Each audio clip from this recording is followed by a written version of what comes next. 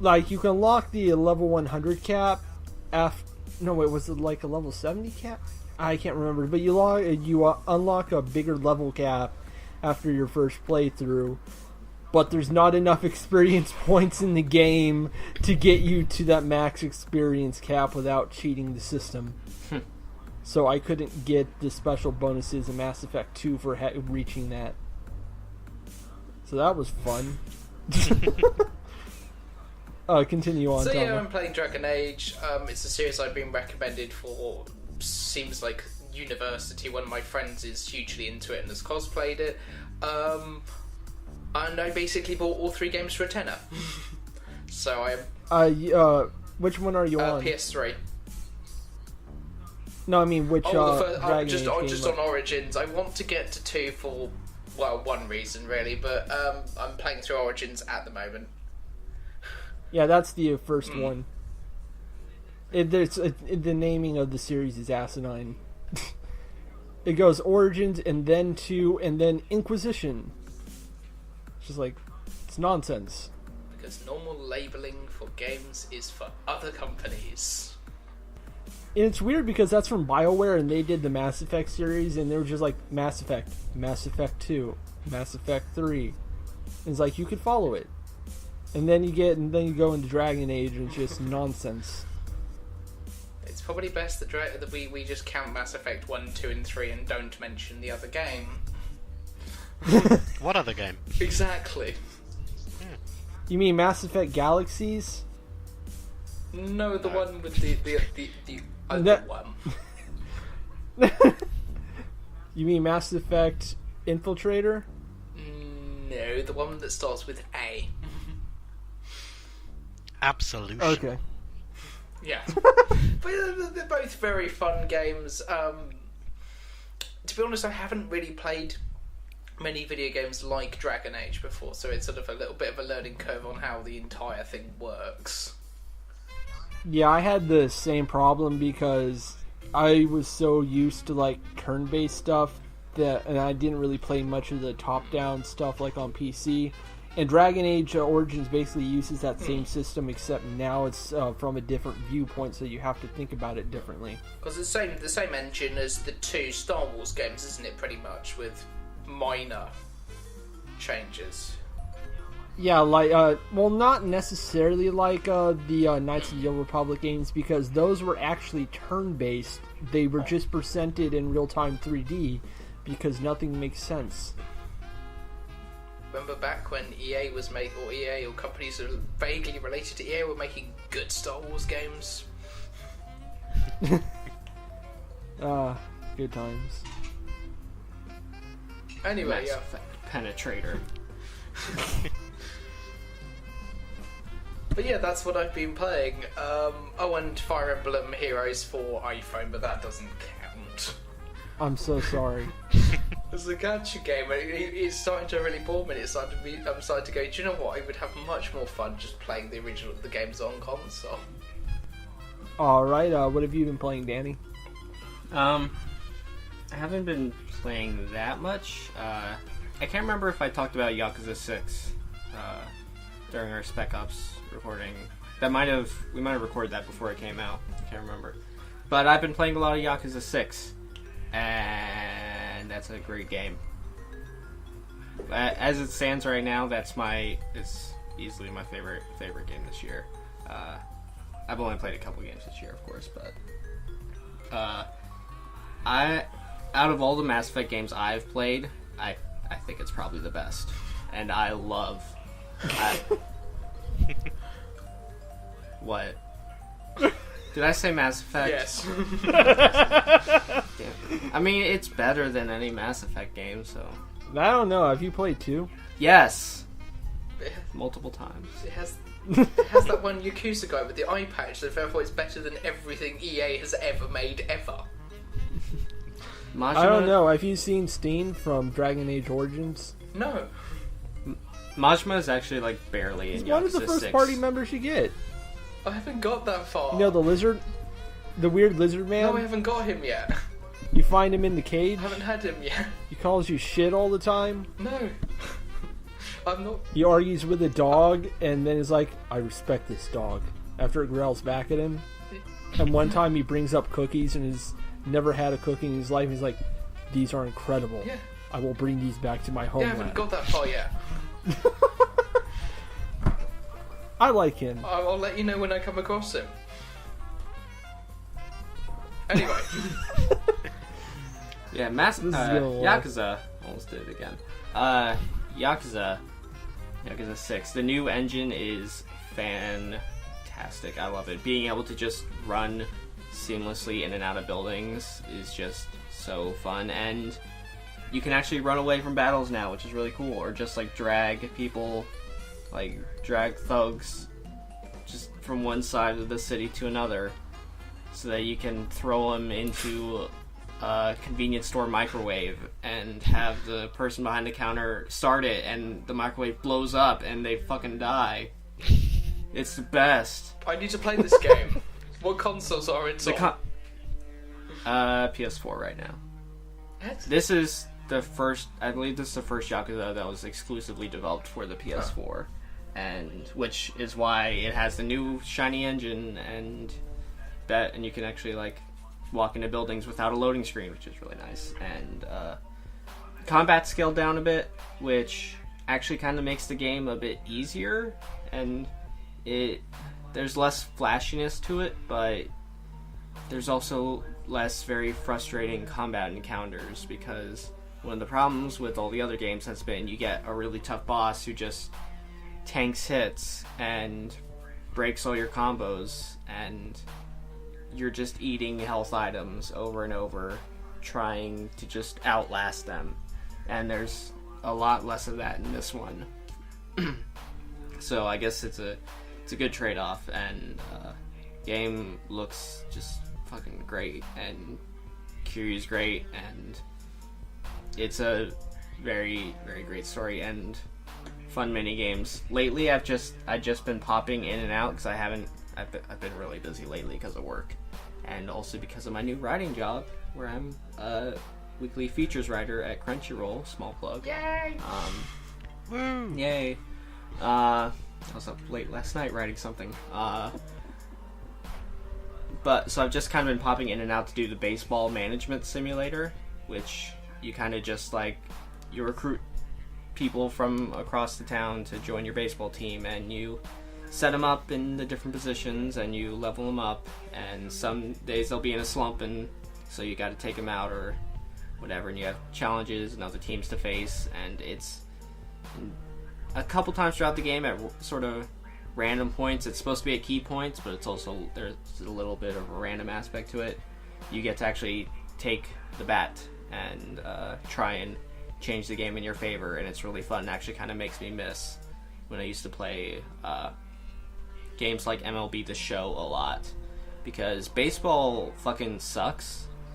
It's boring as hell.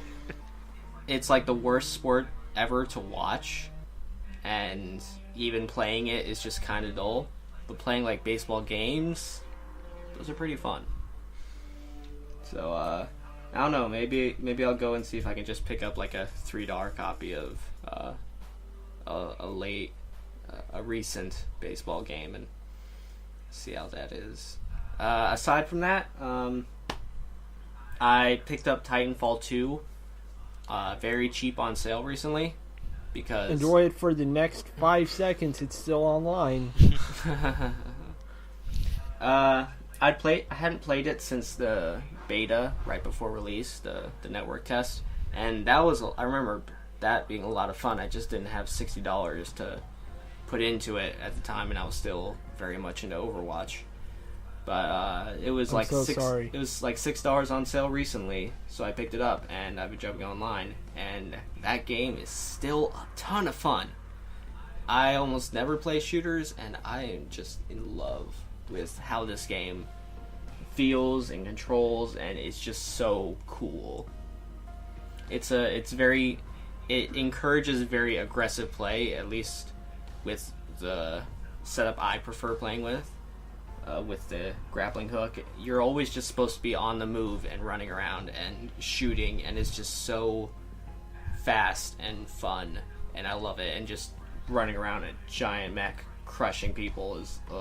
I really hope we get a Titanfall 3 announcement this E3. That's it, as long as EA doesn't push their finger on it too hard, which they probably will.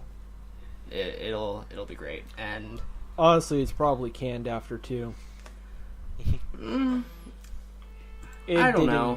It didn't do that great, and we know how fast EA is. They also kind of tanked that. They bought it at a weird time, and they released along Battlefield 1. Hopefully, Battlefield 1 hasn't. I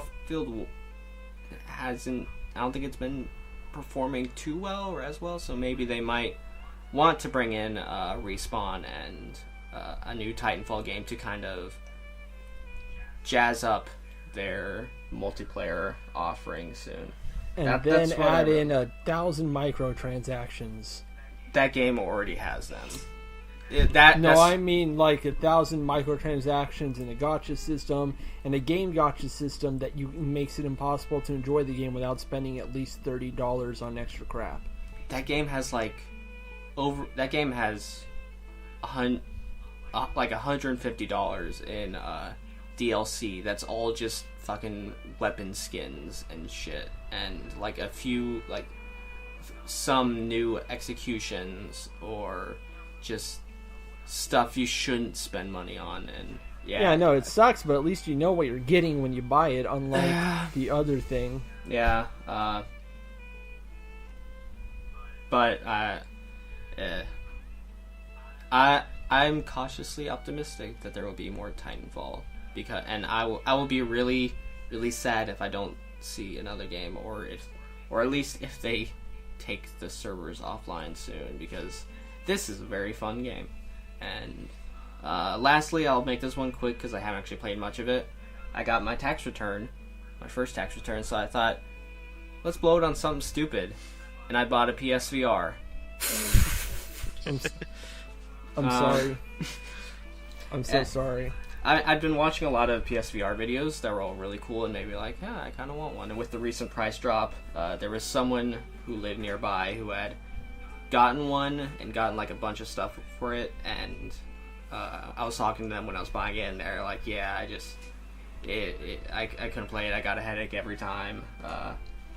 And so I got the move set up. I got Resident Evil 7. I got everything for it for a really good price. And I thought, hey, why not? I have money from this return, and I haven't played much of it just because I have to actually clean the lenses because I did get it secondhand, and right now it's pretty blurry. Interesting thing that I didn't know, I have to play it with glasses on because it's a podcast, so no one can see me, but I wear glasses because I am nearsighted. And the way VR headsets work is they trick your brain into thinking everything is far away. So even though I'm looking at a screen right in front of my face, which I should be able to see clearly, my brain is thinking everything in front of me is just like a long ways away, so it just makes everything blurry. So I have to wear my glasses in that headset, and they fit, but it's not entirely comfortable.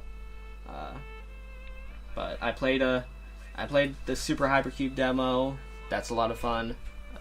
You got a little cube that gets things added to it, and you have to look beyond the cube and actually physically lean beyond it to see what the little hole in a wall is, and you got to turn the cube around with your controller to try and make it fit into that little hole.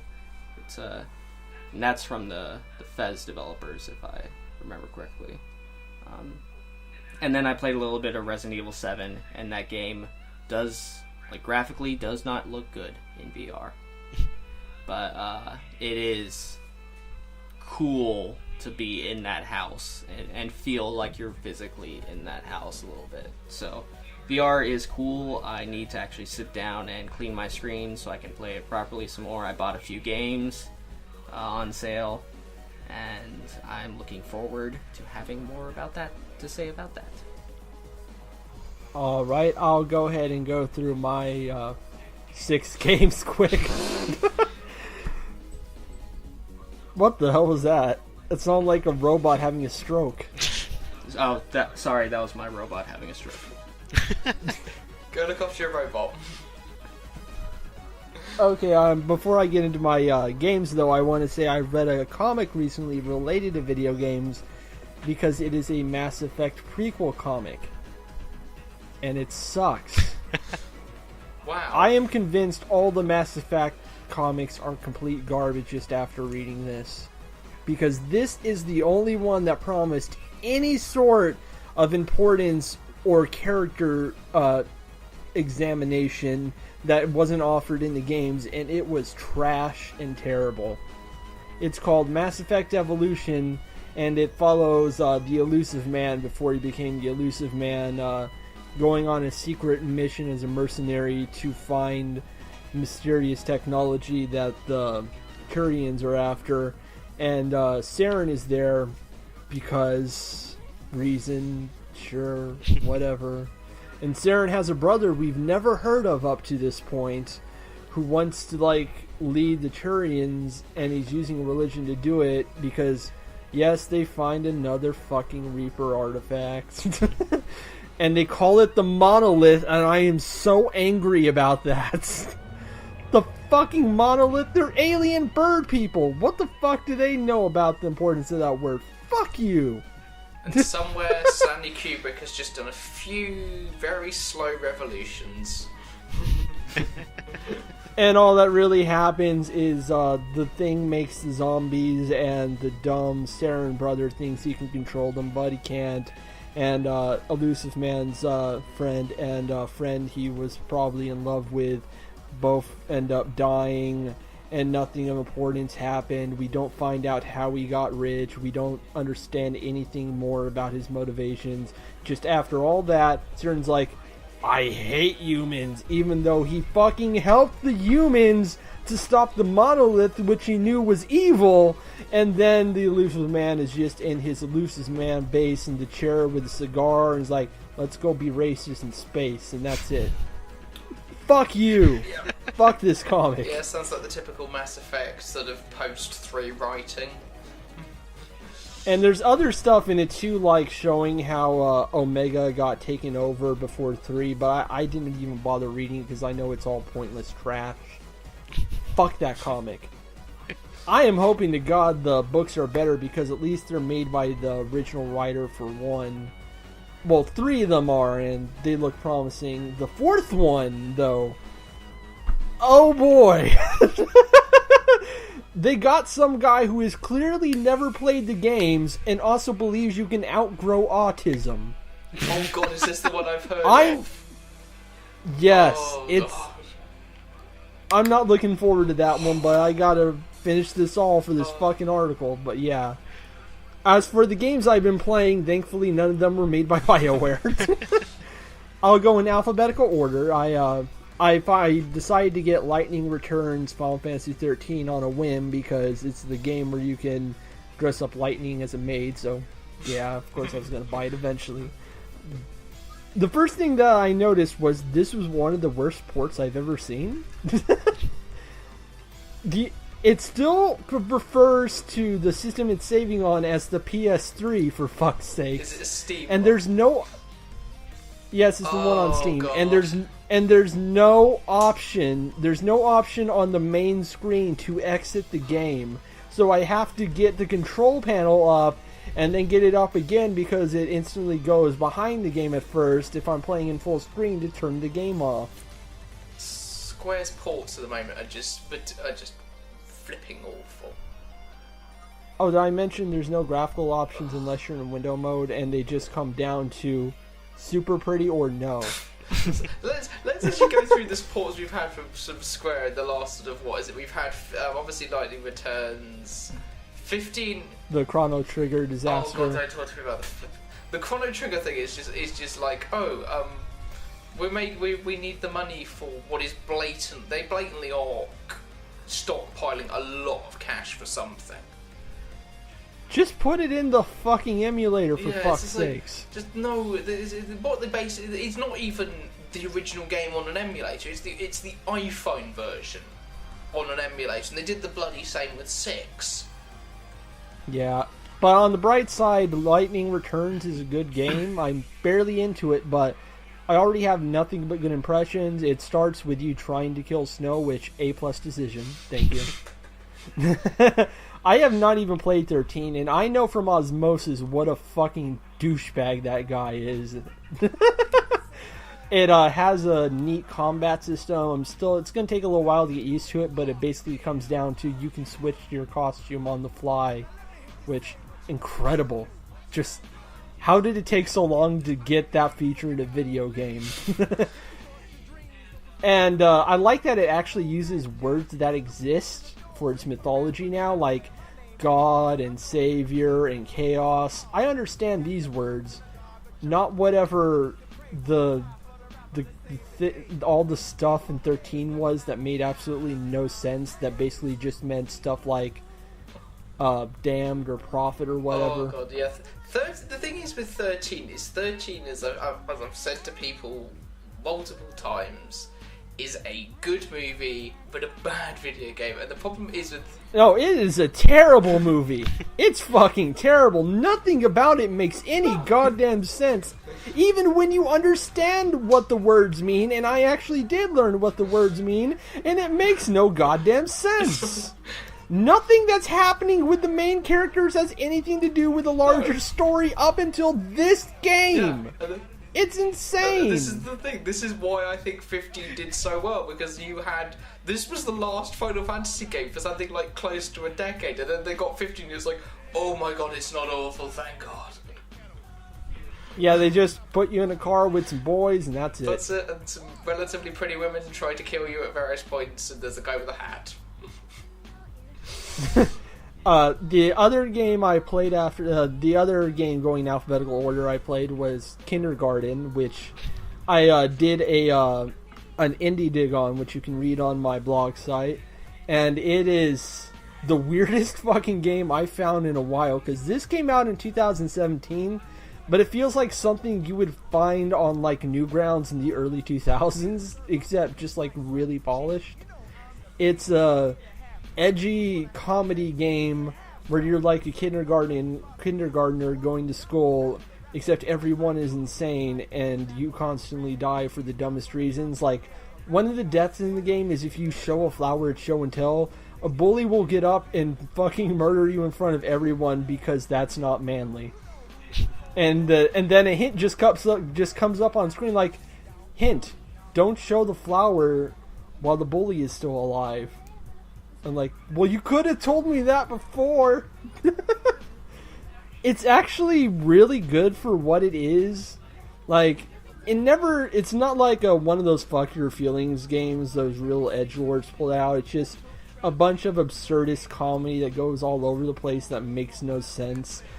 Like, one of my favorite moments in the game is when you're talking to this weird kid just named Nuggets, who has mountains of chicken nuggets carried around at all times. He poisons them sometimes, but he's taking you down to a hole in the playground that's a secret hideout. He's like, wait, hang on. And then just a gigantic mountain of chicken nuggets fall out of his pants. And then you're like, why did you do that? So we don't die when we fall down. Oh. That's everything. It's like, it's such a weird game. It's cheap. It's like $5 on Steam. If you want to experience something bizarre, this would be it. I also like how the deaths in the game, unlike an old Sierra game, actually have a point, because it's how you get hints on how to solve each character quest. It's neat. I give it a heads up. Third is Master Spy, which is a hard as hell, like a platforming stealth puzzle game thing, where you're just this spy going around different levels, trying to avoid being detected, getting around obstacles and collecting stuff and moving through the levels. And it is genuinely one of the hardest games I've ever seen in my entire life. It has cutscenes that look like they were ripped right out of Snatcher, and I mean that in the best way possible. Like, the cutscenes are absolutely gorgeous. It has a genuinely pretty good disposable action story, and it's just really satisfying to clear a level. I'm really tempted to go back to it, even though I know the next 4 stages of the game are insane with the shit they throw at you. And then there's... oh god. Melty's Quest. Casket of Faith? Yeah, that's the one I showed you on Twitter, Danny. Do I want to know? It's a porn game. Oh, okay. It's a weirdly good porn game, which is why I brought it up in the first place, but then I got to the late game stuff and big old problematic sign on this one once you get to that point. Just then again, I admire it for just not giving a fuck. It has a weirdly good battle system, a weirdly good crafting system, a surprising amount of complexity on how you can continue throughout the game, but yeah, it definitely goes into some directions I would rather it never went to. So like half really good, and then the other half, I know I said I would never play another Sakura game again because they're a bunch of cheating, predatory frauds, but you know, there's no one else making match 3 puzzle games that reward you with nudity, so... So yeah, I got Mare, and it's actually surprisingly okay. It's like their earlier game they did, Hellgirls, which was just so empty and bad. And this one actually has some complexity to, like, the battle systems. There are a lot of different upgrades and strategies you can use. All the enemies you face throughout the game have different powers, shaking things up. It's like, it's neat, but I also don't want anyone to buy it ever because I don't want to keep giving these people my money, or anyone's money ever, because they keep cheating hard-working Dojin developers into bad deals, and that's not okay. And then last was the Shivah, which I actually put up a video on today on my channel as of the recording of this, for my new Wadget Eye retrospective, and I would highly suggest you all go pick that up on Steam right now. It only takes an hour to beat. It's like $5, but it's really good. It has a really it's a noir mystery story about a rabbi trying to figure out what happened to a man who was murdered who used to be part of his temple, and it goes in some really interesting philosophical directions I'm not used to seeing from Wadget Eye. And it's so weird because this was the first game they ever released under their name, so yeah, I would say go check it out. And I'll go ahead and let Elmo hopefully finish this up much faster than I did. I've played 7 things. That's a lie. Only kidding. It's 4, which is still too big for this to work as a punchline. So, you said that yours were alphabetical, and I looked at my games and thought, oh, I wonder if mine are alphabetical, and they're not, but they spell BAPS, and now I'm just laughing at that. Oh, fantastic. The B Get started. would be, I'm currently in the middle of a much-needed week off work, and on Friday night, after my last day for a while, I got home, just lay on my bed, and I just thought, a week to myself, I don't know what I'm going to do with it. Don't know. I could play something, read something, write something, watch something. Whatever I'm going to do, though, it's going to be no stress, and it's just going to be something that I'm going to enjoy. And then I opened up Steam, and it said, "Hey, did you hear? Edmund Macmillan has patched in a new update to The Binding of Isaac." And I went, "Fuck you, Edmund, you fucking piece of shit! Absolute garbage, trash, hell, man." So I played around with that. It wasn't that bad because it's just he patched in a new character who's a melee fighter for some reason in The Binding of Isaac, but it works. The only thing that was annoying about it is he patched in a bunch of achievements that were previously only in the console versions of The Binding of Isaac, and it's not difficult stuff, it's just really weird stuff.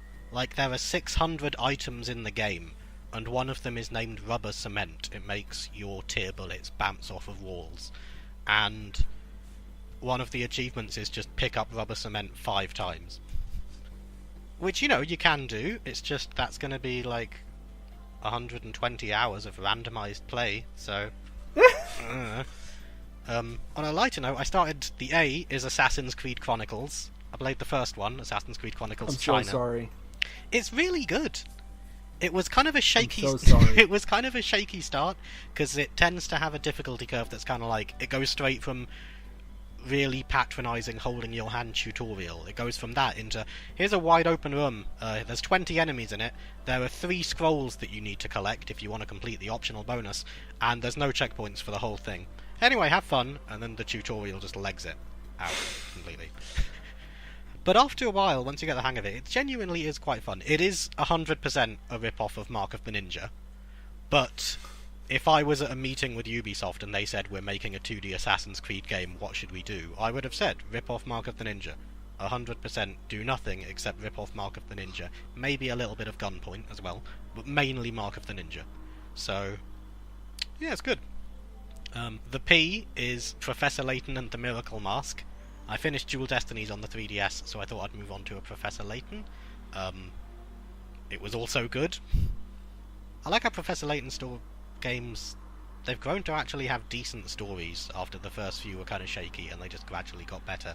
And I do like how at least once in every game, they always throw a lampshade on how ridiculous it is that everyone they meet is just brimming with puzzles.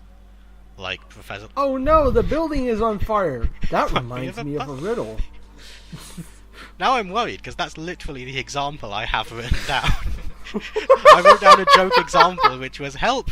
This building's on fire and my son's inside. And Professor Layton goes, fire? That reminds me of a puzzle. A cannon is fired once a day by 2 men who take it in turns to fire the cannon. Also, they lie or tell the truth about firing the cannon, depending on the day. However, they switch these positions intermittently. If tomorrow the man A says that he fired it yesterday, who's going to fire it in 3 days' time? And then I just exit the puzzle, save, and just pick both of them. But yeah, I like the kind of lateral thinking, out-of-the-box puzzles. Like, one of my favourites that I remember from an older Professor Layton game is there's a guy working in a lab, and there's a chemical in a beaker, which is attached to some pipes on the ceiling, and there's a couple of holes in the pipes. And this guy doesn't want to smell the chemical, it has a really foul smell. And he has corks that he can put in the holes, but he only has 2 of them, and there's quite a few holes. And it says, if he wants to, avoid as much of this smell as possible, what should he do with the corks? And the correct answer is you stuff them right up his nose. And I just thought, yes, smart. Went around the puzzle. But then there was one in this game where there's a big old stained glass window with a bunch of panels, and some guy wants to paint it, and he says, I want to use as few colours as possible, but no panel can touch another panel that is the same colour. So I counted them out very carefully, and you needed 4. So I put in 4, and the game said I was wrong. So then I reloaded my save, put in 5, game said I was wrong.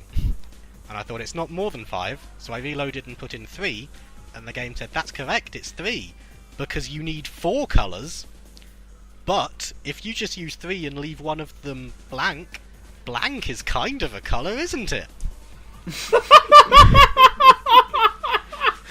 And I'm just sat there glaring at my 3DS going, here's a puzzle for you, Professor Layton. Which one of my 3DS games is going right up a dog's arse? But the biggest game that I've played is Siberia 2. Last year me and Dark did a podcast episode about Still Life by Microids. It was great, but very much like Techno Babylon with Wadgetai. It was kind of like... Remember the never-ending phone call? Yes. He's still there in another dimension, trying to... Yes, I know. Honey, please just... But, much like with Wadgetai games, it's like, wow, I'm really enjoying this game. And Dark said, yeah, and there's like another 7 of them. And I was like, oh, great. So my to-do list has been pretty full with Microids and Wadgetai games, but Siberia 2, unsurprisingly, sequel to Siberia. There's lots to say about it, but I'll jump right to the bit of it that's the most memorable. Some guy gets killed by penguins, and it comes out of nowhere. It's a point-and-click game. It doesn't have a wacky, fantastical storyline. You're just a lawyer named Kate Walker who's trying to get someone to sign over a contract for ownership of a toy factory. So it starts off a very basic, down-to-earth kind of thing. And then she's like, you know what? I want to go see those mammoths too. Yes. I can't remember if this is true. I just made it up because it sounded nice. But I heard that like Siberia 1 and 2, it was originally one game, but then they just decided, this is big enough. We could probably just split it into two. That is exactly what happened. I don't blame them for that, because Siberia 1, it ends at a point which does feel like a natural ending point. And the first one, at least, is long enough to be a standalone game. Second one took me about... First one took like 10 hours, the second one took like 5.5, and I was messing with my phone a lot of the time. So the second one's a little bit iffy. But yeah, there's these two guys who, they're the main villains of the second one, I guess, because they try and steal your train, they're trying to get to Siberia as well. And one of them is the big, dumb, stupid one, who... You can just talk to him and say, hey, do you want to go home? And he says, yeah, and then he goes home. But the short, shifty one, he hangs around and chases you, and then he sneaks onto your boat and kicks you off the boat. So you sneak back onto the boat and raise the sail, which knocks him in the head, and he falls off the boat. And it's all very slapstick and funny. But then he's on the shore, and he's like shaking his fist at the boat, and then he just finds a penguin egg, so he picks it up and pretends he's going to throw it at the boat, and then he's surrounded by penguins. And I thought that would just be like wacky comedy, like next scene he's going to be running away from penguins, and instead it just cuts to you on the boat, and your hands are over your mouth, and you're going like, oh my god, and in the background you just hear and then it just cuts back to a penguin walking away with a scrap of cloth in its mouth, and he just straight up got mauled to death by penguins. The end. That's where they should have ended it. It ends half an hour after that anyway. That's all the games I've played. There's one more quick thing, because after the Spec Ops episode, I still had a few lingering thoughts about Spec Ops, and I thought, hey, I haven't written a blog in a while, I'll write a blog. And I really hate myself for writing these kinds of notes, because I had everything set out very straightforwardly, and then I've just put in massive letters, don't make the Nelson Mandela joke. So... because... I like to think that by revealing that I've told myself not to tell it, then now when I tell it, I'm doing it with a kind of detached, I didn't want to make this joke, because it was horrible and in bad taste. But now I have to. Yeah, my hands have been tied. Now I made you want me to tell it. Yeah, because... Oh god, I feel...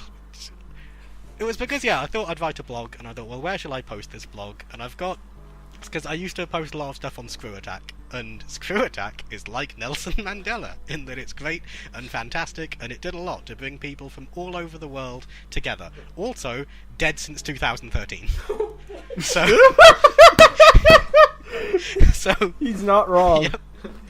So then I remembered I have this old WordPress blog that I don't use much, so I went onto it, and it said, hey, your WordPress is something like Dopefish.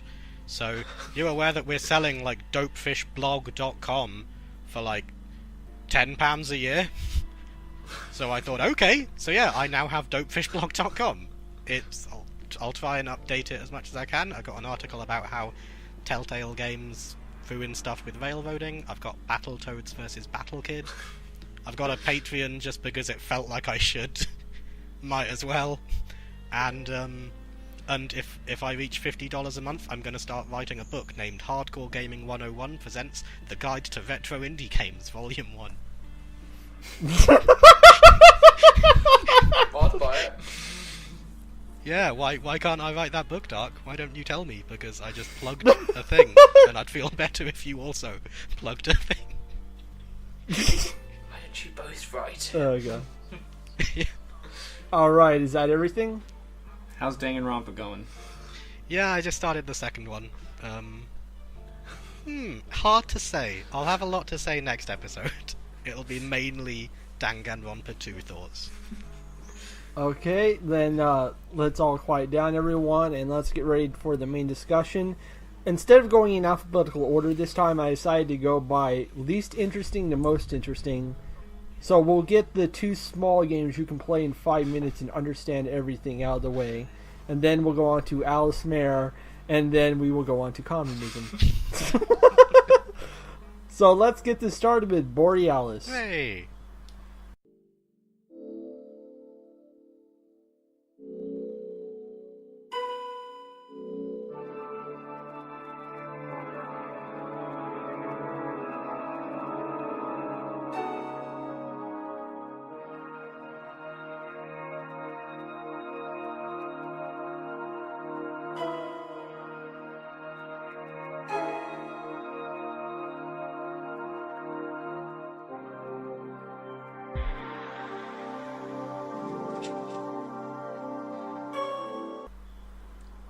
Okay, fun fact about Borealis. This was made by a guy named Conrad Nielsen, and I couldn't figure out anything about him except he kickstarted this game for like $500 on Kickstarter and got $650 for it. And he also had another Kickstarter so he could give everyone at his campus Timeworn plushies. The what now plushies? Seems good. Timeworn plushies. They're like whales with clocks on them or something. Okay. He was asking for $1,500 and he did not get it. Oh.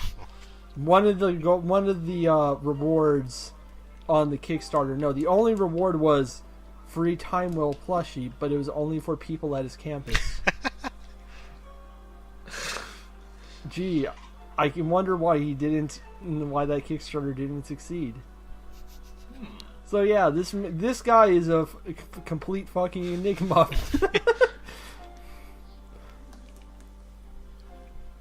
Right. I will never play this game again. Oh. What? So It's not bad. It's not a bad game. It's just it's not something I feel like playing again. Yeah, this is pretty much just an experiment sort of thing. It's hard for me to get into. It wasn't. I mean, it's a neat idea. I like having. I like the idea of a game where you have to dodge all these like incoming sort of missiles from across the screen, but you can't go too fast because You gotta go with the slow music and try to build up a score by getting the missiles to collide with each other.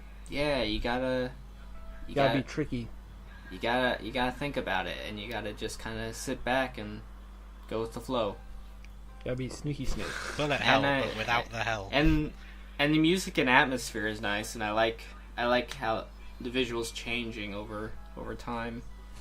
I kind of picked it It for was this neat. grab bag episode because I feel like Borealis is the kind of game that's made for grab bag episodes on podcasts.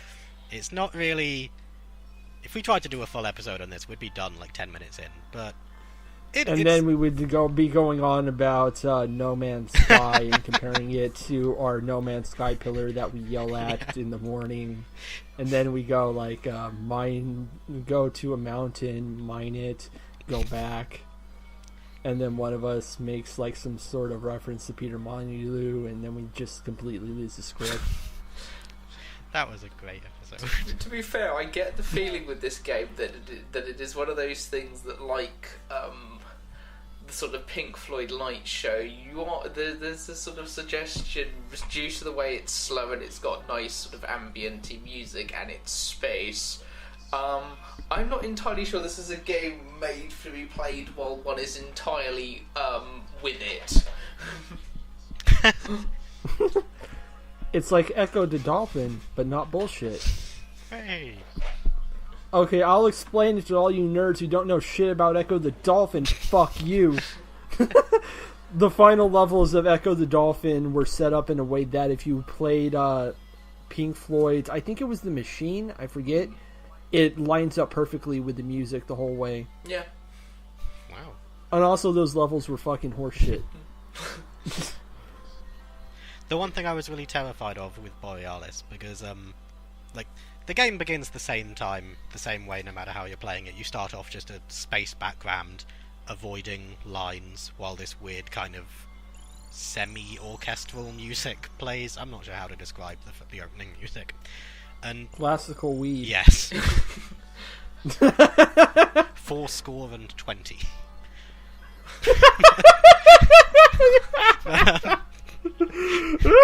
But 4/20th scale.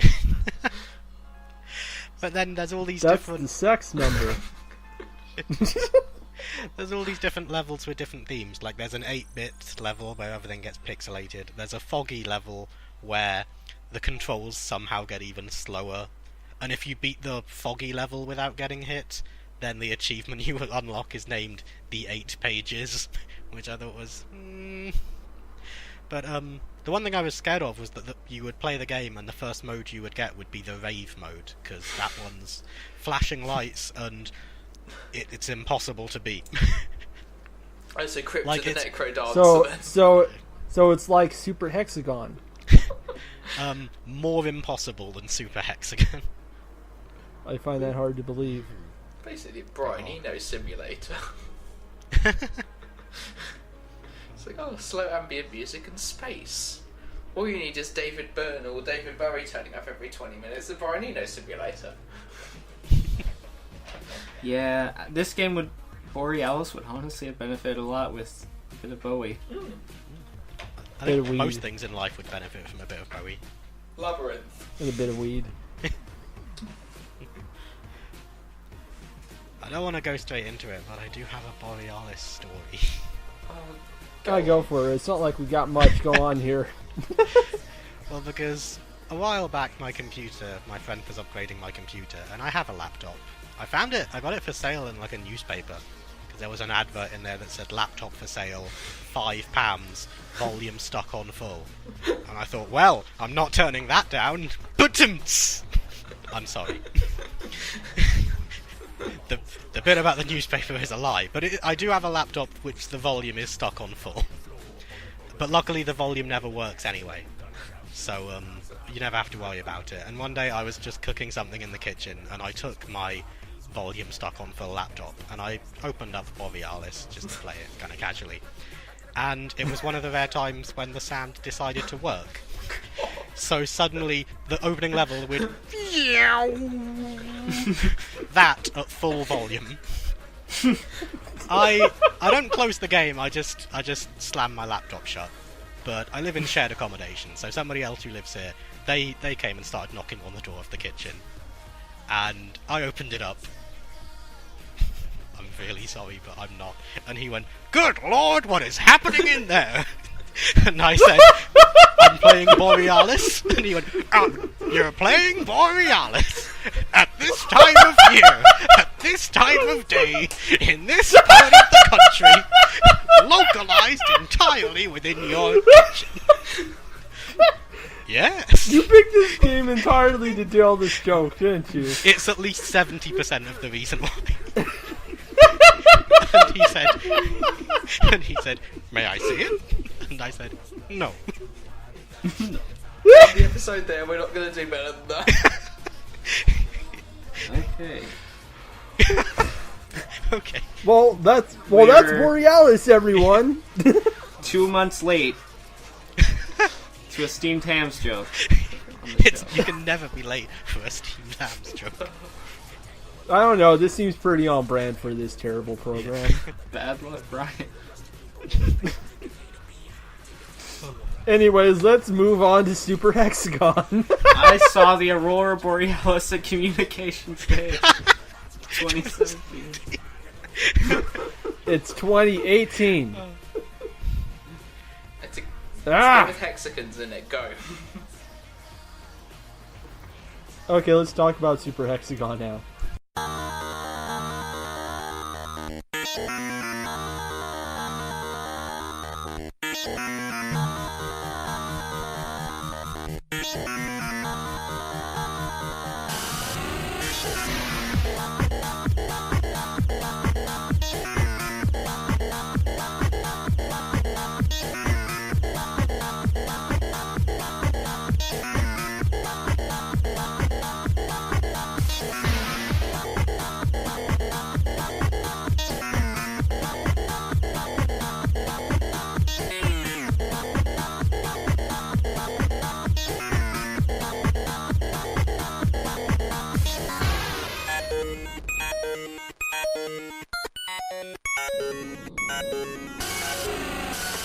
So I have a fun history with this game.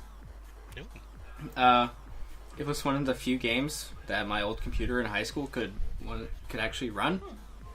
Oh, like me in Rogue Legacy. Yeah. So I played a lot of it, and that was when I really got into this guy's work. It's from the same developer as VVV. Blanking out his name now. I have it written down here. Terry Kavanagh. Terry no, Kavanagh. Kavanagh. I Kevin Og. I talked about him at the last panel choice. Very very talented game developer. I love his work. Very simple concepts and makes them into very very fun returnable games. Not returnable, but games you can return to. Big difference. And when I got to college and my freshman year, I got some friends. We were all pretty interested in indie games, and we were like showing each other different games, and we all kind of splurged for each other in the Steam sale. And so I bought and encouraged everyone to get Super Hexagon, and like everyone in my friends group got Super Hexagon and loved it, and we'd all just sit around playing it, trying to see who could beat each other, and I was like the worst at the game. But I've only managed to beat the first 2 modes. I've never managed to get farther, and it's a brief rundown on it. It's a rhythm game where you just control a little hexagon with a little point at the end, and you gotta maneuver the point outside of to not hit any little walls, and you just gotta last for a minute, and then from there on it's just see how long you can hold out. And there's like electronic music just banging in the background, and everything's pulsating. It's very very hyper and bright, and it's a fun experience in my opinion. What did you all think? I have color blindness, so this was not fun. In all honesty, I have very light color blindness. It's like I can't see the fine difference between like browns, reds, some blues, and some greens. So when I was playing with this game, I could barely make out the shapes at some points. So no matter how much I played it, I eventually reached a point where I realized I hit a wall and I didn't want to play this anymore. Yeah, I can see that being a big problem. If you can't differentiate well between shades, then there's no outlines. You can't see the any obstacles you have to avoid. So it's like I want to respect this game, but what it really needed to do was like at least add shape outlines or fix the color scheme a little. So an accessibility option. Yeah, more contrast and stuff like that. But yeah, this one was more frustrating to me for that. It's like, I respect what it's trying to do, but like, the one thing that sticks out for me about this game is that I remember when it first came out, everyone was talking about this fucking game in like all the gaming websites, and I never understood why, and to this day I still don't, other than they just pick out what seems like the most arcadey-like video games from the indie scene and say, this is the good one. And that is the only one they ever talk about, forever. Because game discourse is awful. Aww. Fun! I can still kind of see why. There's always going to be ones that are also good, that are just kind of overlooked for whatever reason. And but it feels like it's like half the market at this point. No, over half the market, because they always latch on to a few big names, like maybe some artsy stuff that doesn't go too out of the comfort zone of like a heterosexual white male viewpoint, like Inside and Limbo. And so like the really interesting stuff, especially like alt game stuff, like we were lucky Anatomy basically broke that barrier, because everything else that developer did still remains vastly unknown, when it's really just Anatomy was just like building on all the things she did already. Anatomy is that haunted house game where the house is literally a monster, and it's really awesome. But like, yeah, we don't really get to know about the experimental stuff going on in like the indie scene unless we ourselves look for it, because video game websites have no idea how to cover this stuff. To be fair, it's like experimental music. You know, you'll get. I mean, just to draw a parallel, you'll get with experimental music, you'll get sort of 3-4 bands that sort of all the things that Pitchfork will write about and just sort of laud to the high heavens, and then there's like another 200 or 300 bands that are just as good that nobody ever talks about. And then there's the stuff that experiments with narrative, because after Gone Home happened, the exploratory craze just sort of died down, and they just started to ignore all these other games that were doing similar things, and then they started to ignore other narrative-heavy experiments. Like, I don't remember Little Red Lie getting a lot of coverage, which was weird because Actual Sunlight got a full-on expose from like Polygon before it was even actually done, and Little Red Lie, which is genuinely one of the best written games I've ever played, just sort of disappeared into the background, and that's just a real shame. It's like we know, like, these sites and all these writers know how to talk about certain types of games, but once you get out of that comfort zone, everything just starts to break down, and they don't even bother tackling it. And that's just games in English. Oh yeah, don't even get me started on Japanese game coverage. Shit, we can barely. They can barely talk about fucking JRPGs of like big franchises at this point. Yeah, it's like, oh god, when was the last So time? weird. It's like, oh, weird, big hair animes. The thing is, I think they've sort of gravitated to Ni no Kuni quite recently, because it's Studio Ghibli and it's a game, and the first one was relatively well received, and it's like, it's a good. It wasn't. No, there wasn't a lot of love for the first one. There was like it. Oh yeah, the new one. Yeah, the first one had like attention because of Ghibli, and everyone's and like, then people actually played it. The one anime studio I'm allowed to like, and God, I love Ghibli, but I it, hate how every fucking norm just latches onto them. Yeah. This is the only good anime. Yeah, this and Cowboy Bebop, only good one. God damn it. But the game itself wasn't very well received for good reason. And but the second one, I'm actually like hearing really good things about, and people are like the first one was a bad ripoff of Dark Cloud, and the second one was a good ripoff of Dark Cloud. And thankfully, I haven't seen any journalists misattributing it to Ghibli, who are not involved with it this time around. But I'm hearing good things about it. But yeah, I feel like it, in some ways the discourse around Japanese games is starting to get better, just because people are kind of. It feels like the attitude towards like anime and Japanese games is kind of changing a bit to being taken more seriously and legitimate.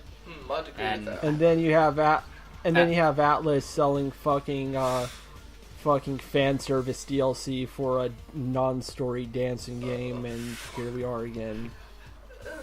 Oh no, wait, that's Persona, so that's the only one they're allowed to like and still be considered normal, apparently. This is because everything is stupid. Despite the fact that the Persona series is equally the weakest part of the Mega 10 sort of franchise, but there we go.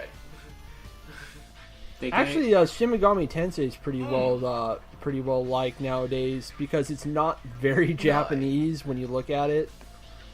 So they can get away with liking that. But the minute you get into fucking like Tales or actually Final Fantasy at this point, it just becomes a shit show. Yeah, like even people who are like, oh yeah, Final Fantasy 15, a fun game, they still can't get around. I've seen a lot of journalists who can't get around all the weird aspects, or like this anime boy band, and it's so anime. He's such a Sasuke. And it's all like kind of pretty wrong too. I'm still utterly fascinated by the people who keep bringing up fucking Naruto in the year 2018, when not even anime fans care much about Naruto except to call him Boruto's dad now. Not even the guy who does Naruto. There's a Naruto anime going. Not even the guy. Yeah, I know, but it's not like... I haven't really seen it pop up a lot, and it doesn't really seem to be getting a lot of traction among, like, the normal fans who, like, just watch Toonami or stuff. Let's put it like this. Which is very weird. What, but Boruto? I mean, Naruto's still... and Boruto's still pretty big. It's a... Yeah, I know, it's just, like, in its own corner of bigness, like Bleach was at one point before it started dying. But no. If that makes sense. It's like... because Bleach was huge, but if you went around, you would actually have trouble finding a genuine community for it until like years after the anime ended and the manga ended, and then suddenly there's a mobile game, and then suddenly fan art And a again. live action film. I mean, like people are under the impression that, like, for instance, Black Clover is like a failure and not doing. It should be not doing if well. there's any But justice in the world. But it's a huge Shonen Jump property that's doing really well. People are just Because kinda, it sucks in just the right way. because people like. It's just fucking Similar Naruto, shows. but shit. It's just, Shonen Jump are currently just like persona non grata at the moment because it's like, oh, we've let that person back, have we? Oh, right. Super Hexagon! Hexagon, back to not talking about that again. My favourite Yeah, part that of was a- Bleach is when the I'm talking sorry, bear Super. I'm, says, Moe was seriously broe. I'm sorry, Super Hexagon, but Senpai has not noticed you. Oh. Yeah, it's I play it at the beginning of every I noticed Super IndieCent Hexagon. recording because I need to test my headphones and I really like the music in Stage 3. So I just go in, play it, do a round. And then... Yeah, it has a fantastic soundtrack by Chipsel, I believe. the soundtrack is easily the best thing about this game, and frankly, even if I hadn't bought this game, I would probably put the soundtrack on quite happily. I got this game in a humble bundle, so it came with the soundtrack Rude. for me way back in the day. But yeah, it's I think a rhythm someone game, gift- so it needs a great soundtrack. I think someone gifted this to me, and you can tell it was like the big hot thing for a while because I have 12 other people on my friends list who own it and play it. Ooh. I mean, it gets And and meanwhile, you look at other obscure stuff I have, and like the only person I'll find there's like Hinato, who has like every game on Steam at this point. I mean, part of it is Super Hexagon is like really cheap, and it's a really good, really fun, easy to play game. And it's the kind where... Unless you're if you're colorblind. not To be colorblind. honest, But and it's also just really cheap, and in Steam sales it goes like under $1, so it's a very giftable game. I could quite Like Bad Rats. Just like Bad Rats. happily see this being ported to something like the iPhone, and you'd use the I played a lot of this on Android because I also got it through a humble Yeah. Android bundle, and this was one You of know them. what else is on Android? Line. You should all go buy Line right now and enjoy it. And honestly, I think this game was very fun on Android. In a lot of ways, I think I kind of enjoyed it better with the touch controls. and obviously the sort of Where do you get... Okay, should we move Yeah. on, or is there anything left to say? Because, yeah, I think the last one's going to take up some time, so... Does anyone have I anything more to say about Super Hexagon? I love this game. I really It's a game I'm gonna be playing for a long time. I love that you love something. Thank you. It doesn't happen often. I really like the Not on trailer, this show. because the trailer is literally just 1 minute of Super Hexagon gameplay, and that's it.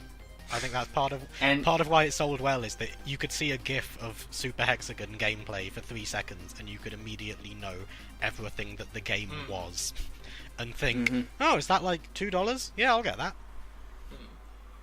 Unlike Bioshock Infinite, it doesn't have ludonarrative dissonance.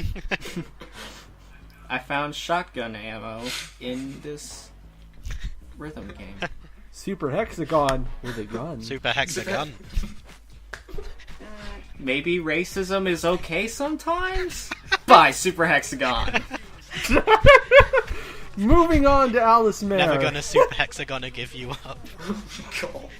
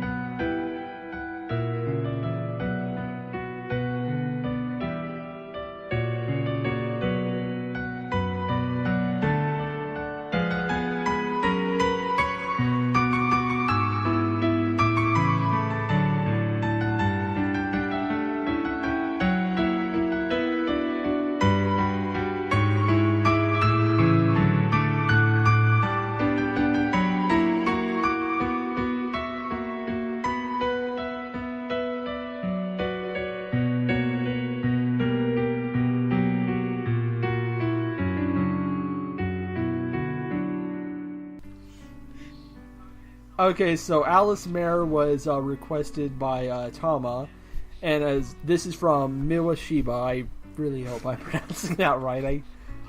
I am not good at Japanese names. I'm sorry.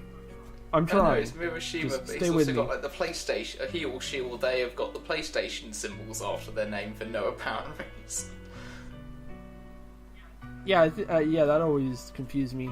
I've actually known about this developer for a while because someone I follow on Twitter was tweeting out a live play of Little Eat, another game they did that I thought looked interesting, so I put it on my wish list and eventually got it, but I haven't gotten around to playing it yet because I need to somehow... I think I need to remind Kurt that he said I could review it for Hardcore Gaming 101 before I get to it, but the basic idea behind that game is that you were some guy traveling around with a dragon girl who ate dreams, and Alice Mare, which is hinted to take place in the same universe as that game, is very different. Although the one connection is dreaming, because every character in this game is suffering from what's later called Knightmare syndrome. And basically what happens is you play as this kid named Alan, who is going to this strange school filled with kids who don't quite seem alright, and has this very distant teacher. And one night when he's asleep, after touching this living butterfly that should be dead in like the library, everyone finds himself trapped in a dream world. There's like this weird cat thing running around in a hoodie and a white rabbit missing an ear, and he has to figure out how to get everyone out of this dream world, even though it's hinted very heavily that a part of his soul might be missing, so he's very, very lacking in emotion or even an understanding of who he is. It's less a horror game and more like a really grim fairy tale, like a sort of tragedy, and it was really interesting to play through. And I should mention it's an RPG Maker game, so it's very simplistic and relies on riddles, which range from insanely easy to the fuck. I like how I haven't played that many RPG Maker games, but the ones I have played are Alice Mare, Lisa the First, Yume Nikki, and I don't know if To the Moon is an RPG Maker game, but it kind of feels like it could... I think it is. Yeah, so To the Moon as well. And I like how... I like a lot of those games, and you could get all of the devs together in one room and be like, I want you to make an RPG Maker game. And they'd be like, yeah! And I'd say, and it can't be about exploring a dream landscape. And they would all go, we're fucked! And then the Lisa guy is just like, hang on. Give me 6 to 8 months. What? Okay, yeah, and I'm glad I got into this one, because now I want to check out the other two games this guy has translated on Steam. Assuming it's a guy, I'm not sure. Nobody knows. There is literally... If you think there's no information about the guy who did Borealis, there is less info on this guy. We're not even sure what their gender... We're assuming they're Japanese. Well, yeah, they released a light novel based on this game. Yeah, it was just...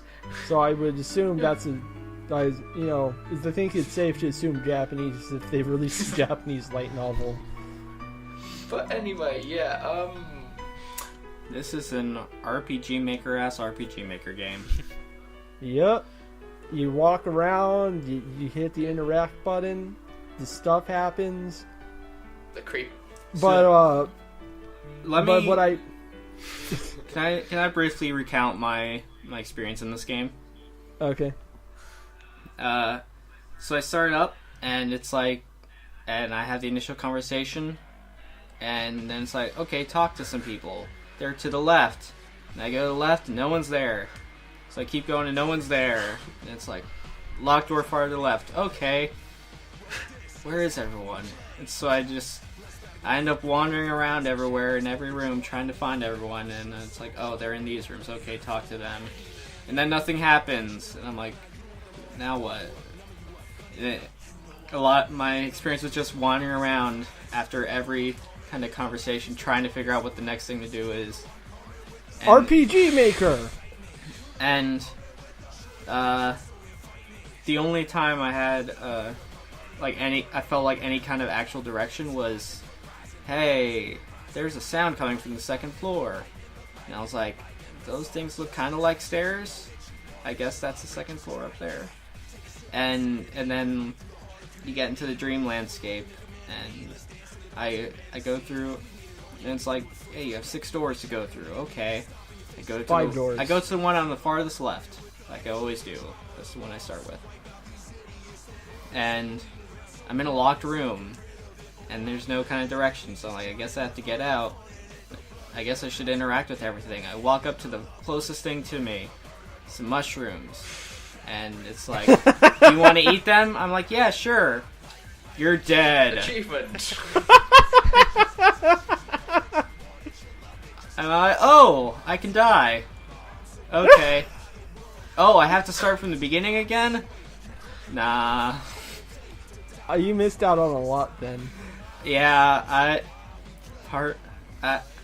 probably should have given this game more of a shot than I did. But Yeah, I was because I was very frustrated after that, and I didn't want to run around. And I loaded it in again just to see if it would actually start me somewhere, and then it's like nope, and I'm like okay. And so I'm like, wait, now how do I get out of here?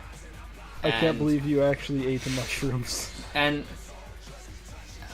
I had no idea like what kind of game this was, or that you could actually die outside of it. I thought it was just going to be kind of like wander around, that there would maybe be some random battles, like RPG Maker games. And like while I was fumbling, random battles in RPG Maker games? Are you crazy? and fumbling around, trying to actually exit out of the game, I hit escape, of course. And it's like, oh, pause. Oh, I can save the game? Why didn't it tell me this? That one's really obvious. That's like basic RPG Maker stuff. But it never says like hit. You just open up the menu, and it's always on the escape button because that's the default setting in RPG Maker. In fact, that's the default setting for the majority of games. I never had a reason to save, so I didn't have a reason to go into an inventory or to save because I didn't know I was gonna die. From just talking to some mushrooms. Eating mushrooms. Talking to them with my mouth. You can talk to them just fine. They're very nice. See, I was frustrated. And I was like, I got stuff to do. This is why you never played the game right before we were about to record. I played this game, like, last week. Or something. Anyways, I'm not going to do a spoiler section for these games, but I will say right now we're about to get into spoilers for this one, so go into the description and skip over to whatever the time code is for Red Comrades, because I would recommend this game, and there's a shit ton to spoil, so heads up. Before we spoil, I do want to say, I like the look of this game. It's... There is somewhere... It kind of looks like something the Final Fantasy Crazy Man would do. There is someone just like deep inside me, just like this, still in there is a 14-year-old Danny who still thinks that Alice in Wonderland, but anime and kind of fucked up, is still really, really cool. 26-year-old who thinks that's cool. But what if Alice in Wonderland, but kind of horny? That's Far Cry 3. What if we made... What if we had, like, the Cheshire Cat, but kind of like a cat boy, with... wearing a hoodie. Cat! Yes, a cat, I say in quotations. Yes. Yeah. Anyway. And... Yes, I'm like, yeah! Yeah, what if? Tim Burton wishes he could have made this game, basically.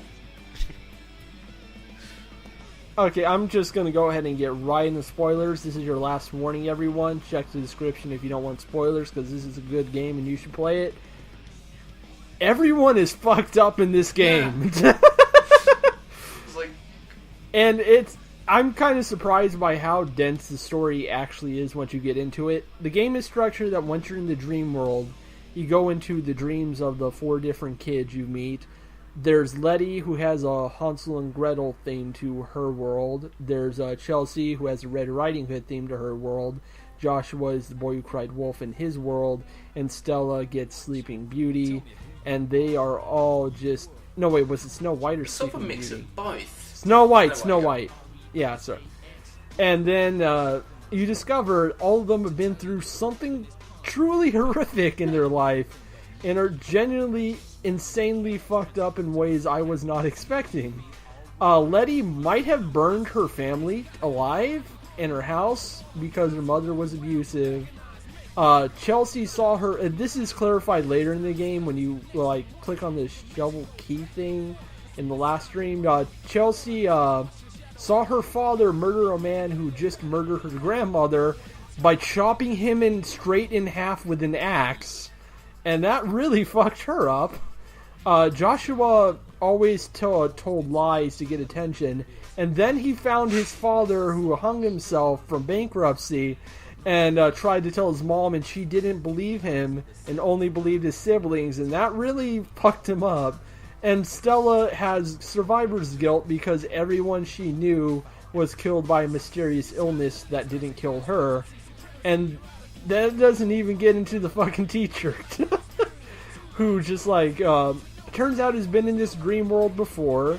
His sister ended up getting trapped here, so because she sacrificed herself by the way you get out of the dream world is you have to stab a key through someone so they turn into a doorway and their souls stay trapped here while someone else can get out. And the teacher's sister sacrificed herself to save him. And he ended up in a miserable life where he was completely unloved by anyone else, no matter how much he tried to help them, and has gathered all these kids together to try to examine this dream world situation and find a way to destroy it and save everyone. And Alan was just a normal kid until that fucking cat asshole somehow stole his ability to love. And made him the key to this entire situation. The first 4 endings are with you killing one of the kids to get out because you were told by the White Rabbit the other way out isn't open to you. And if you actually believe that, you fucking moron. Someone dies and you learn a bit more about their mind space and what happened to them. But if you go through the 5th door, you deal with the teacher's dream, which is really weird because it's mostly based around helping random people and getting very little in return, and witnessing a scene after a murder. And you can actually go and backtrack to the original room, find this strange item that lets you talk with his sister and find out more about her situation and read books about what really happened with the other 4 kids. And then the teacher sacrifices himself, and the last 2 endings you get are you can either just read a note and that's the end of things, and it's really sad, or you can figure out his name from a riddle and read his diary entry to find out more about him. And the orphanage stays open with the help of the teacher's friend, and the kids stay by him and try to find a way to get him out of the dream world one day. And then, of course, there's the cat ending, which, Jesus Christ. Yeah. If you fall down a hole instead of going into the door that leads you to the teacher's dream, he basically makes a deal with you to get out, where he gets your body, but everyone's released. And then at the end, he's just monologuing to himself about how he's going to eat everyone and add them to him, because here's the kicker. The cat is not a cat. He is... I don't know what the fuck he is, but he has body parts from other people who have been trapped in the dream world stuck on him. Including not only that white rabbit who's also evil's ear, but like the eye of a kid who came down here once and stuff like that. And it's just like, well... He is also... unsurprisingly, guess who's the most favourite? Who's the character who's got all the fan art and all the fan fiction of him?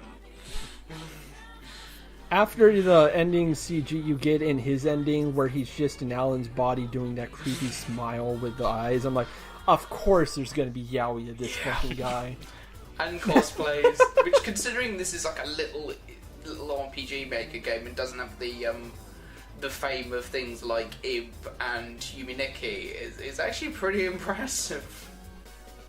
Yeah, it looks like something that would be out of a really fucked up Kingdom Hearts game. Or just, actually kind of reminds me of Sora when you go to the Nightmare Before Christmas world, and he puts on that stupid pumpkin mask over one of his eyes. Yeah, it is. Except, like, actually creepy. Yeah, as I said, it is the sort of thing that sort of, not sort of Tim Burton now, but sort of early 90s Tim Burton could have come up with if he'd done Alice in Wonderland at that point. The other thing I absolutely love about this game is sort of, obviously the person who recommended it, is the character design. Throughout the... Oh yeah, I love this guy's character design. It's like really, it's really lively to look at. Not like in a too many zippers way, like a certain man who should not be allowed to direct another Final Fantasy game ever again. But like it's a bit more restrained than that, and it works out for the better. I mean, I've been playing Lai at the same time, and the art direction is very much this. They actually, the feeling with his games is this sort of this sense of melancholia to it. They're very beautifully made games, but they're not happy games. Putting it lightly. No, and the light novel makes it worse. By the way. Yeah, and the light novel ends with like making the bad deal with the cats to get the teacher back. Yes, it's like this guy does not like doing happy endings to his games, and there's a general sort of thing that humans are sort of kind of fucked up. Oh yeah, like even the cat mentions that, like pointing, and like there's a big thing made by the cat describing how God made humans needing love to live, and how the lack of that basically drives him crazy. And you see that with like the teacher and all the other kids who are basically closing themselves off in a way. And then you see what they function like when no one's actually loving them, they're not allowing someone to love them, and it's not pretty. I'd feel bad for criticizing the game based entirely on the constrictions that it has being an RPG Maker game, but because I liked Alice Mare, but basically if you take everything that you said about the story, Dark, and just remember, it's an hour and a half for me. Right. So, admittedly, I played it with a walkthrough. So that's probably why it was an hour and a half. That's probably why I wasn't wandering around. Oh yeah, there's one really bad puzzle early on, I think, where it's asking like, crap, what was it? I don't remember, but I remember the answer was 3, and I had no idea why. I'm trying to remember. I remember the one you mentioned. I can't remember what it's in context. I remember a riddle with 3 that was annoying. Oh, it's Professor Layton again. But yeah, it's I don't even want to call it like a criticism. It's just because it's the kind of game that I enjoyed, but probably isn't really for me. I'm not too into the RPG Maker scene, and Yeah, fair enough. It's just that everything you said that happens in the story, that's basically it. If you play the game, if anyone heard you going through those details in the game and then played it thinking, boy, I can't wait to see how it builds up to those things that Dark revealed, not really. Instead, it's just like, okay, so there's this guy, he's the boy who cried wolf, and this one's the Little Red Riding Hood, and that's it, and there's a dream dimension, and there's a white rabbit and a Cheshire cat, and one of them dies, but maybe not, and the teacher's friend is named Cliff or something, and credits. Yes. And it was just... Yeah, that's why I gave a spoiler warning, because this is one of those few examples where it's better not to know what you're getting into going in. Because, like, this wasn't made from the standpoint of a video game designer. It was made from the standpoint of a storyteller.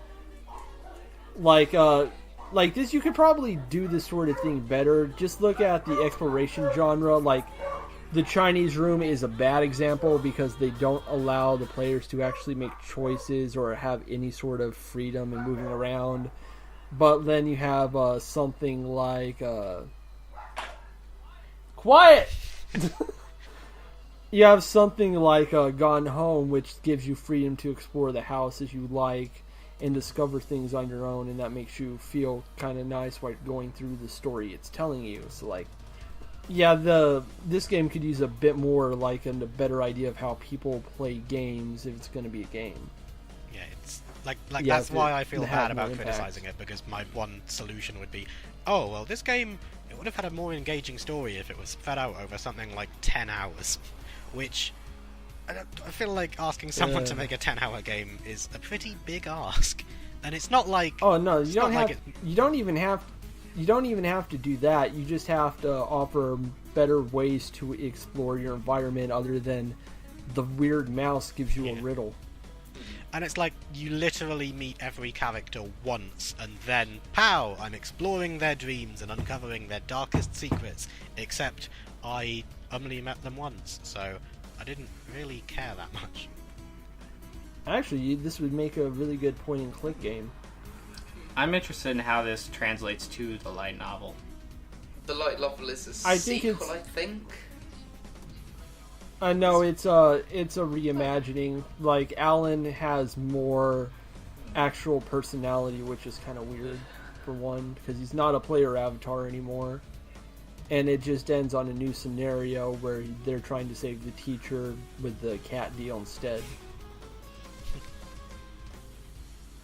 Yeah, I went on TV tropes. Yeah, the cat is easily like the sort of the character that sort of everyone goes. To be fair, it is I suppose the thing is we have got the limitations of the medium. The fact that this is probably, I think it's also the first game he did. So I think Lai and One Bit Heart are later. I think this is the only work that they've done. But I think Little Eat was came Little Eat first. That's surprising. I think so. I know Little Eat makes a reference to Knightmare Syndrome, though, but I'm not sure which one comes first. But the thing is, I feel with this game and what I played of Lai is they're games that sort of admit what they are, which is basically a one-man passion project, assuming, of course, that the character is the person who creates these games is in fact a guy. But they're very personal. The art style is done by one person. I think the music is done by probably another person.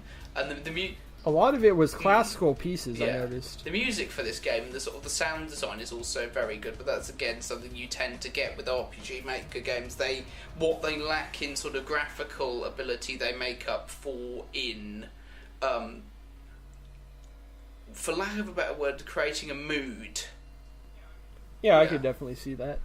So, for example, that sort of weird crashing guitar thing you get when you there's obviously about 5 times it appears in the game, and once is when you I think it's when you initially free the butterfly, and the other time is when you kill whichever character you've elected to kill. But it's sort of a nice bit of sound design to suddenly go from quite peaceful classical music to massive guitar power chord sort of noise. I agree. Sorry, I was looking at that clip I posted of the American Horrors Museum. Daddy, our kitties died, we buy another cat. Rain of money. Americans aren't real. And that brings us to Red Comrade Saves the Galaxy. Ooh. Dos Radania.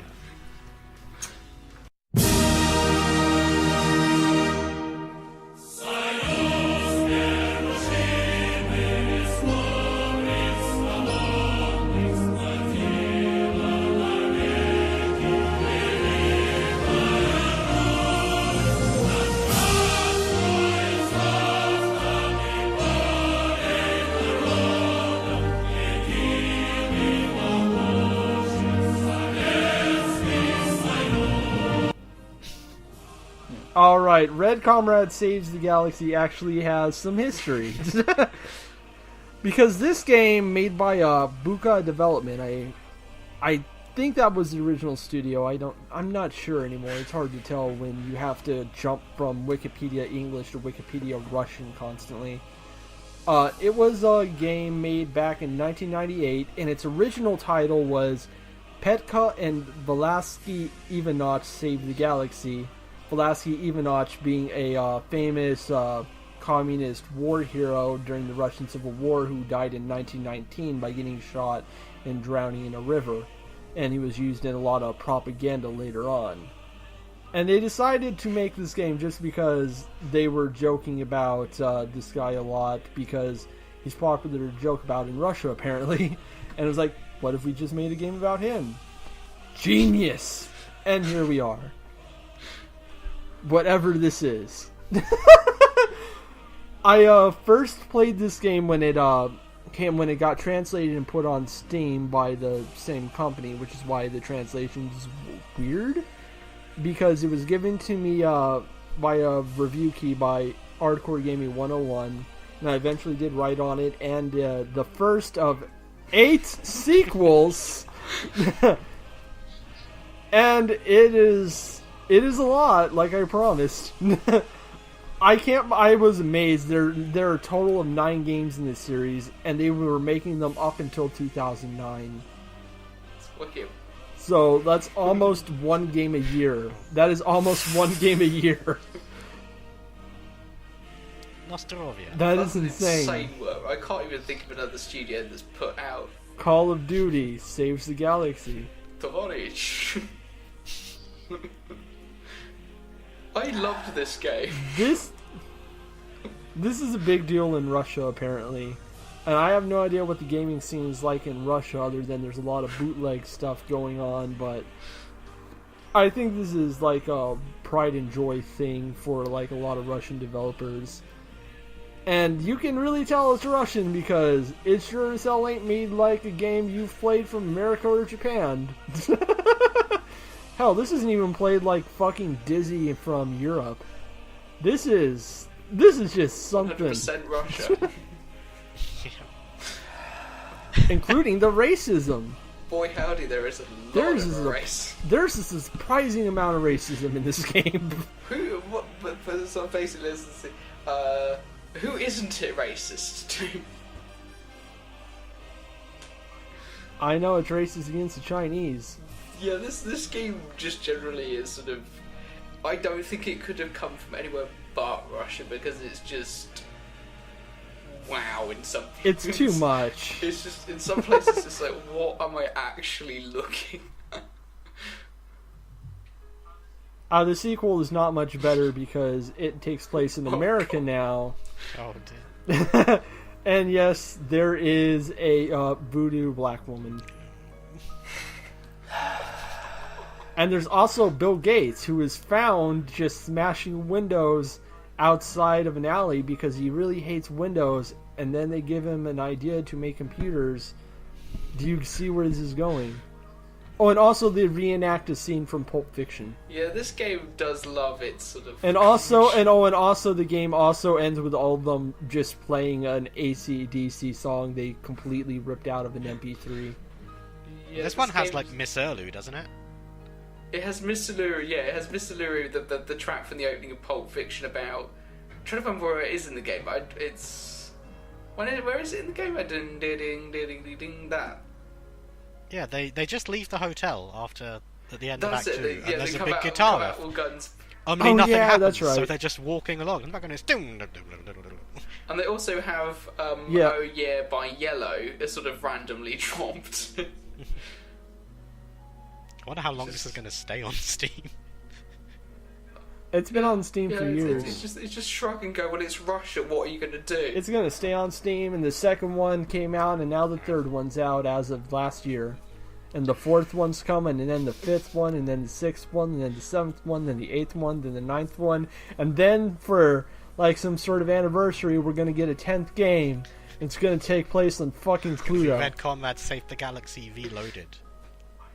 I did check out some of the box art for some of the games, and I do know one of them takes place in ancient Rome. The third one takes place in Vietnam. This is a weird This is a weird chronology. Yeah, it makes no sense, doesn't I it? don't think it. I think part of the beauty of it is it's just. It is so assured in what it does, and it's sort of it. I wouldn't say it tells the story particularly well because there isn't much of a story. It's just the way it does it carries itself, and the way it goes about being what is basically a Russia-themed bizarro point-and-click game. It's just it's Remember when one of the items you get is a sex doll? and the hippo. How you could do a sort of this entire game would just like you could do a top 10 of the best items you pick up in this game. Remember how every single sprite is done in a completely different style? The art style, the art style. I think when we were sort of speaking about it earlier, is sort of like the old Nintendo Philips CDI games. It's just really weird sort of mid to late 90s. I hesitate to call it pixel because it's really not. It's sort of I don't know what to describe. A lot of it is pixels. It's just some of it is very clearly cheaply made, and some of it is super detailed, like those guys in the bathhouse who get chased off by the bees. And then you just get the weird stuff where it's just like, here's Anna and she looks just like a regular woman. Well, she got naked a lot, so presumably that's why they made her look like a real woman. Yeah, it's just and the art. There seemed to, obviously I think there were more than one person on the art team for this because you got about. This is a surprisingly big team for a game that feels like, frankly, it's been done in someone's bedroom. Oh no, you can tell there was effort put into this. There was just no cohesion. There is a feeling throughout this game that I don't know what happened. I don't know whether they gave various assets to various members of the team and sort of let them get on with their own sections, because the entire game sort of seems to sort of wobble from one sort of because the basic the game is in 4 sections. You are 2 communist guys in just after the start of the Russian Revolution. One of them is I can't remember the name of the characters. Pete and Velasky. Velasky is a actual historical, as Dark said, is an actual historical film. There are films made about this guy. There's like 5 or 6 films. Anyway, you live in a small village in the middle of basically the backwoods of Russia, and your boss is... You've got a small contingent of Red Army soldiers, and across the river are a small contingent of White Army soldiers, and the game starts in your village. You get up, you go around. There's a problem. Your local sauna bathhouse thing is occupied by these terrible anarchists, and you've got to flush them out. So you spend the entire first level getting some bees to get rid of these guys, and it's sort of... And this is all while you're well aware of what the real plot is, because the game starts with this ridiculous narration about aliens that created the moon and then slept in it, and then like a rocket shell from like a lazy Soviet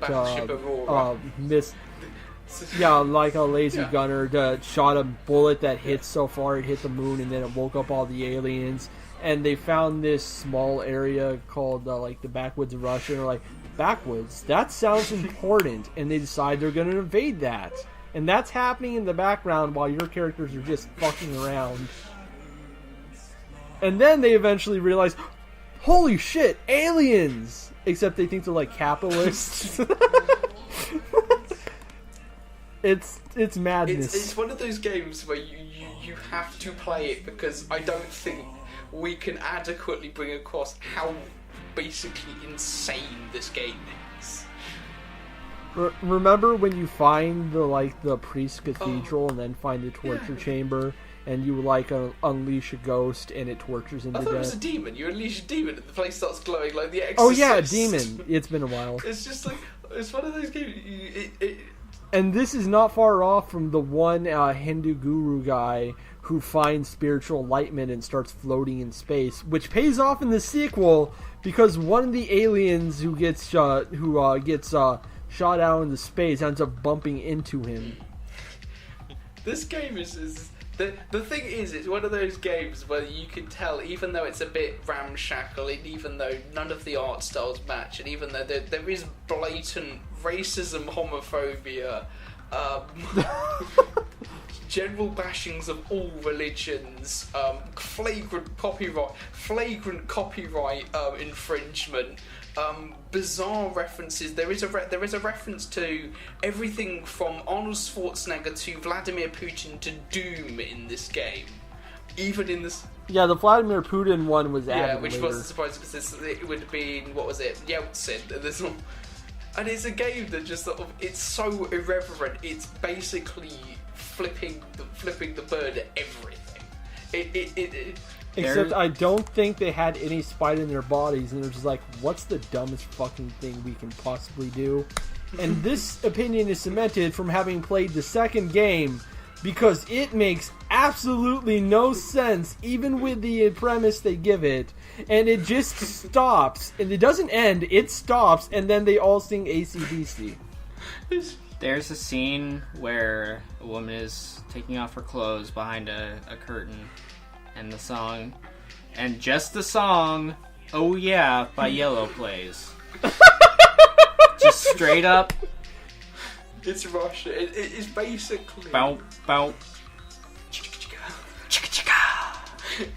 It makes so much more sense that Putin managed to basically take that country over after playing this. And it's sort of I suppose one could argue, well, it's sort of it's every Russian stereotype: the macho man, the sort of the promiscuous woman, the sort of the sneaky foreigners who you can't trust, the decadence of Western imperialism, the sort of the right Capitalism! righteous, I'm shaking my fist. I know you can't see it, but I'm shaking the my righteous fist. sort of thing of sort of communism.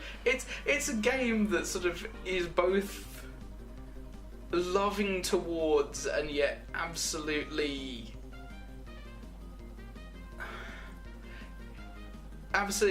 You know, there's a lot I could. It's just it's bonkers. It's a rare and beautiful thing. I don't know, a rare thing. I don't know about beautiful. There's just so much shit in this game I should take it to task for, but it's so fucking stupid. I don't think anyone's picking up on it or just in awe of what just happened. It's got that sort of scattergun approach to it that just, you know, it's being offensive to everything. It's offensive to everything, so it sort of balances out.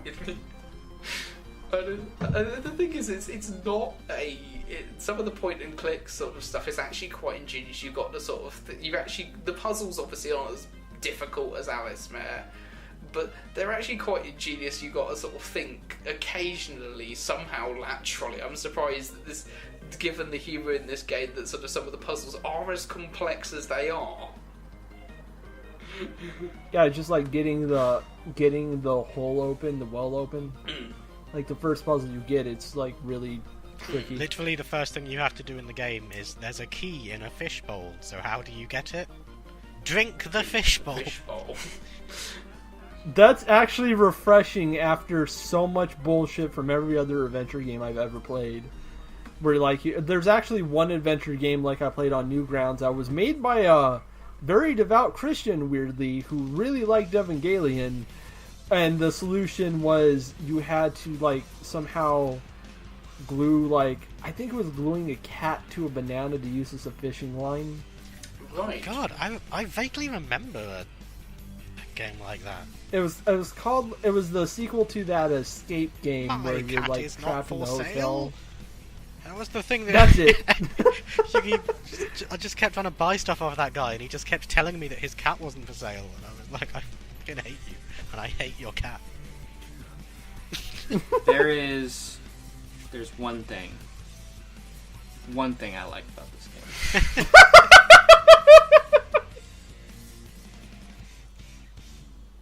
When you open the inventory and you have to combine items, or you have to use an item on something. You just click on it, and it just tells you what you can combine it with. Just the one thing you need to combine it with. It's so convenient. What didn't you like about the game, Danny? How did you not like the bees scene? How did you not like the bees going into the bathhouse with the super realistic cartoon people were, and then the bees got really big and their eyes freaked out? How did you not like that? That complete fucking nonsense. Oh, or the scene in the theater where they're just like playing Russian roulette everywhere. It's like, what the fuck is happening? That was the sort of the words that did come into my mouth every sort of so often in this game is, what the fuck is happening? This is a game of... I wish I could have played Russian roulette. This is gonna sound... Just gotten to the end so I could stop playing. This game would be brilliant with a group. I should mention that the second game has the single best opening in video game history, where Ivanov is brought back to life as a Terminator. And the stupidest fucking thing happens. He just like starts tapping on the glass of the spaceship and breaks it, and everyone goes flowing out into space, and he just lands right back on Earth like in the fucking A, and then gets up and pats himself down and just goes about his merry way. And that's how he's still alive. I did find that... I don't know if I was just in a bit of a bad mood when I played it, or if I was just... I also used to walk through for this one for most of it, just... And, Oh, that's very recommended. And if you're not in the mood for, like, wacky Russian humour, then the game really does To be fair, you're have... never in the mood for it. There really isn't anything to the game without the wacky situations. I'm probably not going to bother reading it out, but I wrote down just gameplay directions for getting past Act 1, and so much of it is like, grab random item, go somewhere else, use sex doll with crow, go to your boss's house and steal the axe to use on the twig and the bucket and the oars. Don't forget to pick up the Communist book from the store. When you open it, there's a syringe inside, which you can use to get the bees. And... Like I said, top 10 best items in this game. It is one of the few games where, like, there's a puzzle revolving around milking a cow, so you have to feed it hay, and you have to have the hay in the bucket. And then after you've milked the cow, I got near the end of Act 1, and I thought, oh, I'm missing something. Oh, I need another disguise. And you have to go back and just pick up the cow. Well, the skin And, of the cow. and then you just wear the cow, and it's like, I am the cow now, mother.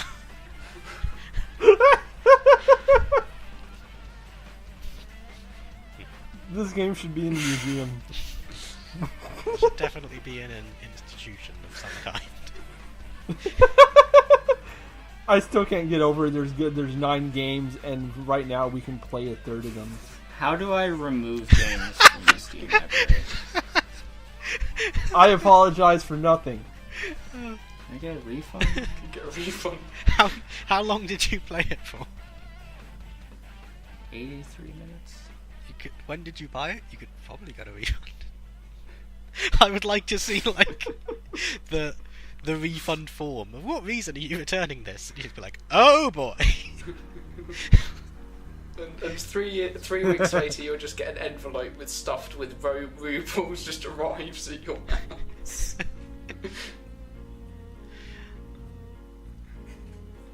How to get a refund?